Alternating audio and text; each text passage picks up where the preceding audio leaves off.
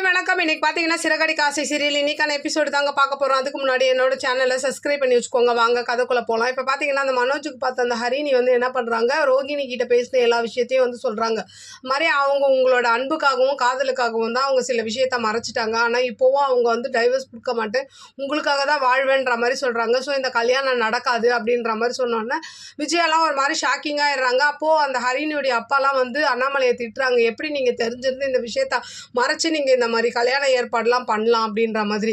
உங்களுக்கு தானே ஆபத்து, இப்போ மனோஜை பிடிச்சிட்டு போயிட்டா என் பொண்ணு வாழ்க்கையில் ஆபத்தில் முடியும் அப்படின்ற மாதிரி வாய்க்கு வந்தபடியெல்லாம் அண்ணாமலையை பேசுகிறாங்க. இதெல்லாம் விஜய் அப்படியே கேட்டுக்கிட்டே நிற்கிறாங்க. அப்போ அந்த ஹரிணி வந்து மனோஜ்கிட்ட சொல்கிறாங்க, உங்களுக்கு எப்பயுமே ரோகிணி தான் கரெக்டாக இருப்பாங்க, நீங்கள் வந்து ரொம்ப தற்பெருமையாக இருக்கீங்க, மற்றவங்களை மட்டம் தட்டி உங்களை பெருமையாக வச்சுக்கிறீங்க, உங்களுக்கு ரோகிணி தான் கரெக்டான ஆள், உங்களை கரெக்டாக கைட் பண்ணுறவங்க அவங்க தான் அப்படின்ற மாதிரி சொல்லிட்டு என்ன பண்ணுறாங்க, என்கேஜ்மெண்ட் மோதிரத்தை வாங்கி எடுத்துக்கிட்டு கிளம்பிடுறாங்க.